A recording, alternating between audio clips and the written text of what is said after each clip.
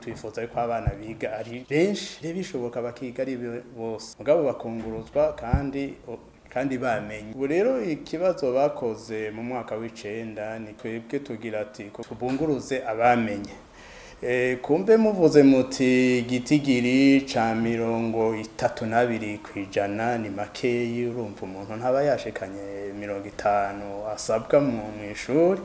Mugabo kubera ico kibazo gikorwa n'abigishijwe aha canke hariya, haraho usanga ikibazo kije nyango gifise uburemere busumba bwo mw'ishuri.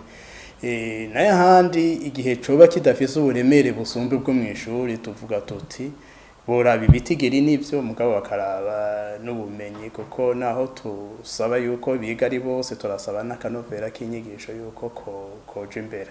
Twarabonye mu bazoja mu ndaro yuko ari igitigiri bavuze yuko congerekanye, ntaba nihenze baravuze yuko hongereje ko abanyeshuri bashika 5,000. Kuri ico twebwe turagishima yuko bongereje abanyeshuri baja mu ndaro, kuko baruye mu ndaro kandi nico twamye dusaba baraheva bakiga neza. Ubuye ntivyoroshe byaba byo kwiyunguruza byaba n'ibindi canke ubuzima mu miryango. Bagiye mu ndaro turibaza tuti baheva bakiga neza gusumba uwiga atahe muhira, kumbe abafise utundi tugorane twimuhira, kumba kiga ataha kure, kumba kiga ahantu atamuyaga nkuba uriho.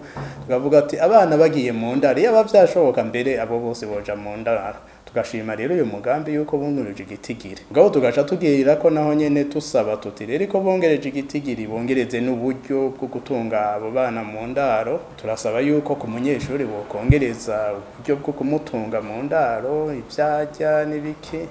Hanyuma tugasaba nuko kandi igitigiri c'5,000 si gitoyi, uburyo bwo kongerekana n'ubwo kugura intebe, bwo kugwiza ibirasi abana bigiramo. Hanyuma mugabo tugaca dusaba naho nyene yuko n'abigisha muri ayo mashuri yisumbuye bo barondera abigisha kuko birakenewe.